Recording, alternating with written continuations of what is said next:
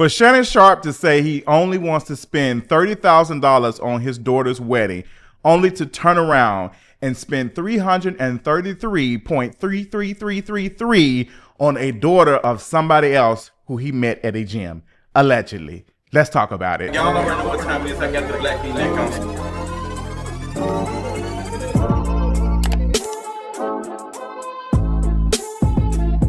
What's going on, you all? We got to talk about this Shannon Sharpe lawsuit that has now been settled enough to retire homegirl from her creative work and have enough money to invest in future projects. I find this so hilarious that Shannon Sharpe was on an episode of Nightcap, his podcast, bragging about giving his daughters a $30,000 budget for their wedding. For their wedding, this is his daughter.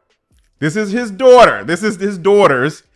And he has a budget of $30,000. Hey, my daughter's a budget. You got a budget. I don't get whatever you do after that. What number? I mean, I don't want to be in your business, but what number you said? 30,000. Okay. So you can have a wedding with 30,000? I don't know what you can have. I ain't the one getting married. And then turn around and offer a woman a $10 million settlement in the beginning of the process. Now remember, the Jane Doe who was suing Shannon Sharpe was offered $10 million before she went to the public. Now, we know who the woman name is because Shannon Sharpe named her in the post that he made on social media when he called it a shakedown. Apparently, it must have been a real good shakedown because they didn't shake down a couple of million out of your purse, and it's looking real bad over there. So again, this whole thing is hilarious to me because you had a black man talk about not funding his children's wedding and having a budget, being cheap with it. And this woman who he had a relationship with, who accused him of some things, has now sued him. This woman who he met when she was 19 at a gym.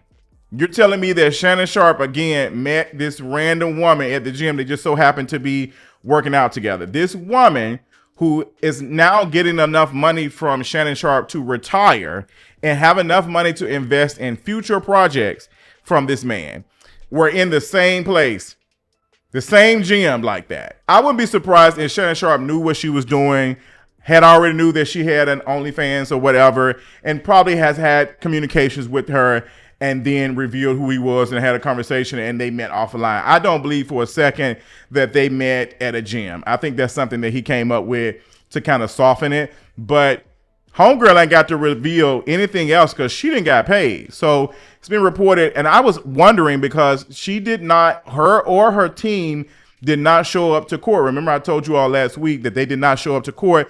Come to find out that Shannon's team decided to settle out of court.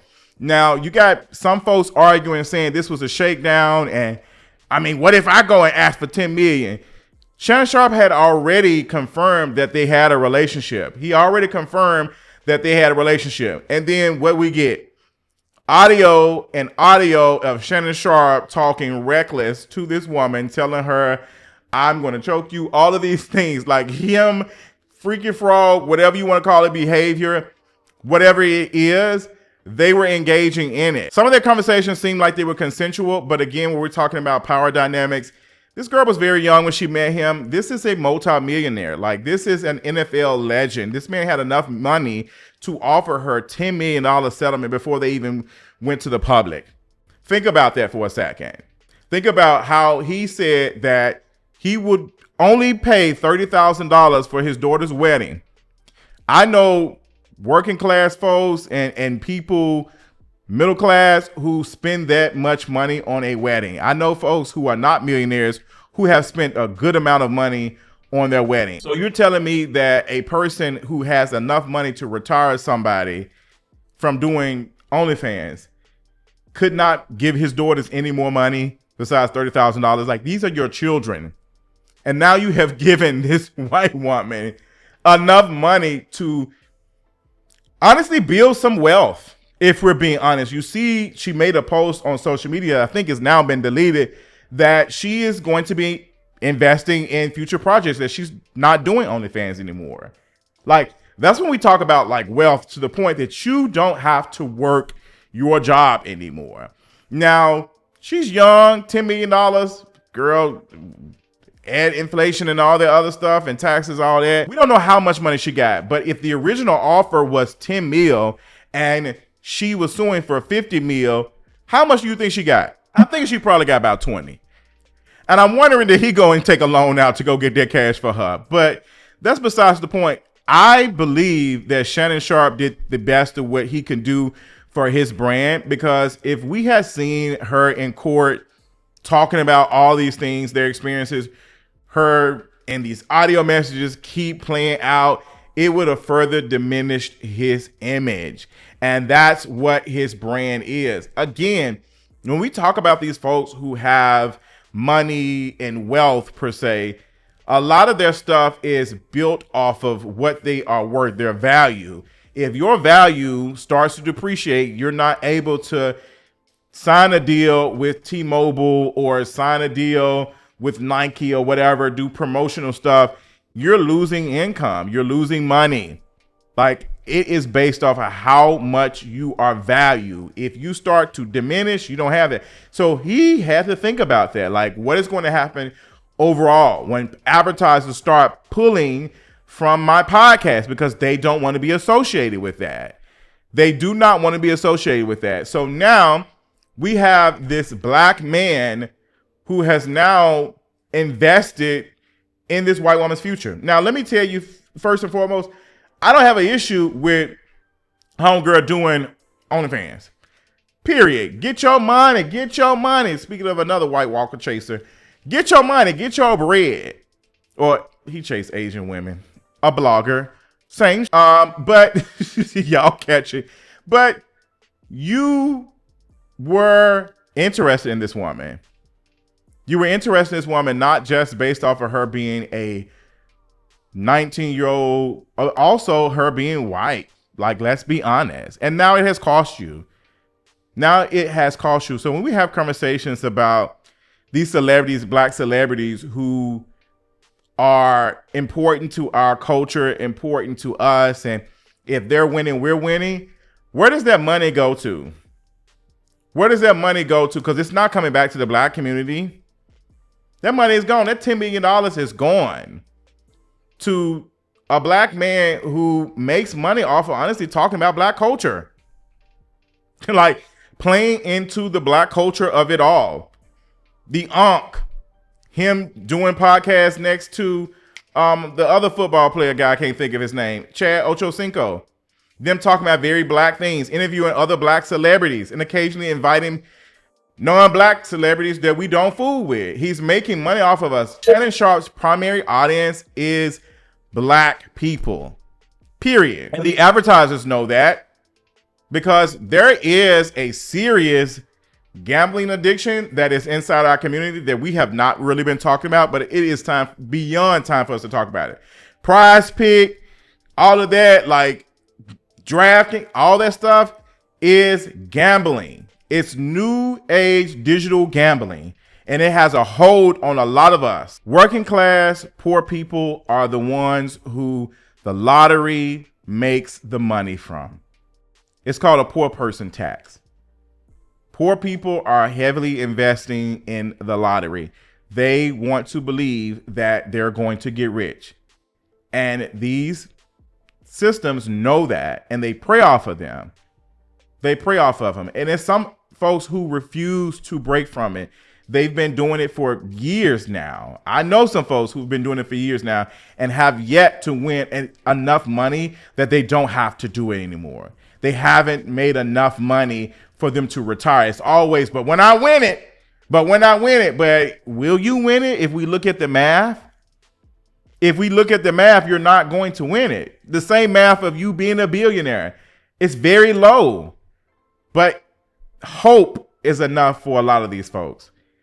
And systems like the lottery, Prize Pick, all of that, they prey off of that. They prey off of hope. And it's really sad.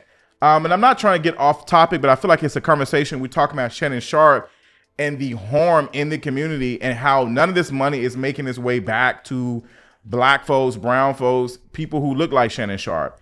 He didn't even want to spend the money on the ones who look closest to him, his daughters, for their love. but it was okay for you to spend your money on your quote unquote love. Girl, you and my girl Laverne Cox need to sit down and y'all need to talk to a therapist. And y'all need to unpack what is going on. Because both of y'all seem to enjoy playing into being the gorilla or being the beast for white pleasure.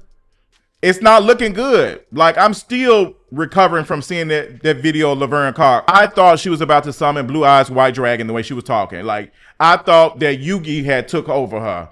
Like, duel. Like, that's what it was giving. Is that even that? Or they're Charmed? But yes, like, Shannon Sharpe has now been able to retire this white woman from this. And we think about all of the white women who've been able to make so much money doing this work versus the other hand, black women get ostracized, talked about down. It's beneath them to do this.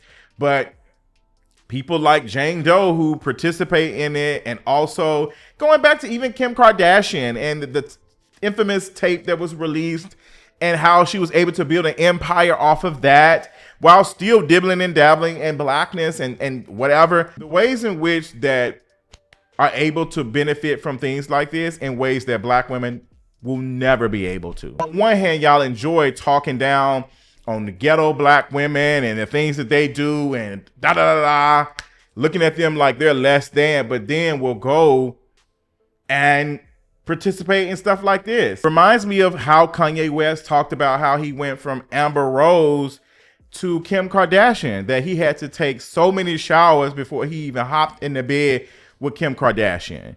There's no videos of Amber Rose doing anything like that. And even if she did, it doesn't make her less than. Let me be clear. It is what it is. Like, I'm not interested in the slut shaming of it all. But when we talk about how black women are perceived when it comes to these things versus white women. And I've been reading The End of Love by Sabrina Strings. And let me tell you some of the things that she mentions in her chapters about black women and how, like, the history of black women compared to white women when it comes to dating, that black women are property and they are viewed as this. Like, this stuff has been going on for years. And I ain't talking about no 20, 50 years. I'm talking about years. Like, going back decades, probably even centuries, if we're being honest now. Like, as we talk about how pervasive anti-blackness is and how black women are treated. Oh my gosh, The End of Love by Sabrina Strings. Read it. My gosh, I'm trying to finish it up. I've been busy the last couple of weeks, but I want to finish that book by the end of this summer. But yes. So yeah, this Shannon Sharpe lawsuit settlement doesn't surprise me. I kind of figured he was going to do it, as much as he wanted to pretend as though this was a shakedown, which, hey, it is a shakedown. Like, it is a shakedown. Pay up. Pay up. Like, you wanted to dibble and dabble. You wanted to do this. Now you got to pay up. Like, you put yourself in this situation. Nobody else put you in this situation. You're not telling me for a second that Shannon Sharpe never did look at the optics of this and how this looks. And the fact that he did not look at the optics and say, hey, this is kind of weird, and never checked himself as a 50-plus-year-old man says a lot about his character. That's all I got. Let me know your thoughts in the comments, and I'll talk y'all later. Bye.